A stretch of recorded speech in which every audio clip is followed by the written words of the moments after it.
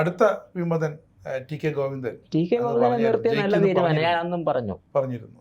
കുഞ്ഞികൃഷ്ണനെ നിർത്തിയത് നല്ല തീരുമാനമായി. കുഞ്ഞികൃഷ്ണൻ ജയിക്കുകയാണെന്ന് ഞാൻ കരുതിയത്, ജയിക്കുമെന്ന് പറഞ്ഞു. ജയിച്ചു. ഈ ഗോവിന്ദൻ ജയിക്കുമെന്ന് പറയുന്നിട്ടും തളിപ്പറമ്പിലുള്ളവർ പോലും വിശ്വസിക്കത്തില്ലായിരുന്നു ഞാൻ വിളിക്കുന്നവരെ. ഞാൻ പിന്നെ ആ വിളിക്കുന്നതിനെതിരായിട്ട് എൻ്റെ ഒരു ലോജിക്ക് വെച്ച് എഴുതിയത്. അതൊക്കെ CPM വിരുദ്ധ വികാരമാണോ, പാർട്ടിക്കുള്ളിലെ വിരുദ്ധ വികാരമായിരുന്നു?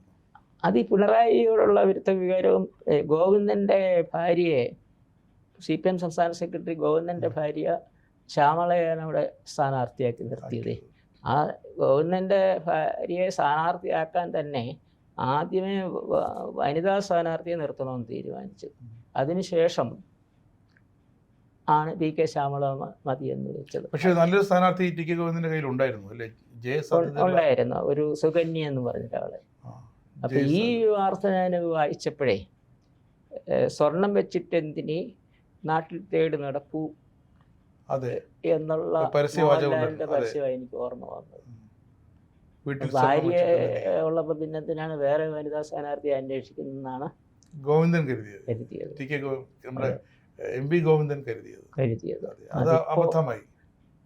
ഈ ഗോവിന്ദനും കുഞ്ഞികൃഷ്ണനും സുധാകരനും മാറിയതുകൊണ്ട് ആ മണ്ഡലങ്ങളിൽ മാത്രമല്ല ദോഷം ഉണ്ടാക്കിയിരിക്കുന്നത്.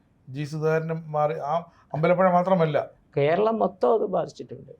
LDFനെതിരെ അത് ദൂരവ്യാപകമായ ഫലം ഉണ്ടാകും. ഇപ്പോഴും മാത്രമല്ല, ഇനിയും ഒരു ഇതിനകത്തൊരു കലഹം ഉണ്ടാവും, ഒരു വിഭാഗീയത ശക്തമാവും. അവരുടെ ഭാഷയിൽ പറഞ്ഞാൽ വിഭാഗീയത. നമ്മൾ പറയുമ്പോൾ അത് ഗ്രൂപ്പിസം. അതെ, അതിന് ശക്തമാകും. ഇവര് കുറെ വാക്കുകൾ ഇങ്ങനെ ഇവര് കമ്മ്യൂണിസ്റ്റുകാർ ഉണ്ടാക്കിയിട്ടുണ്ട്. മതനിരപേക്ഷത പണ്ട് ഇങ്ങനെ വാക്ക് ഞാൻ കേട്ടിട്ടില്ല. എനിക്കിപ്പോഴും അതിന്റെ അർത്ഥം അറിയത്തില്ല.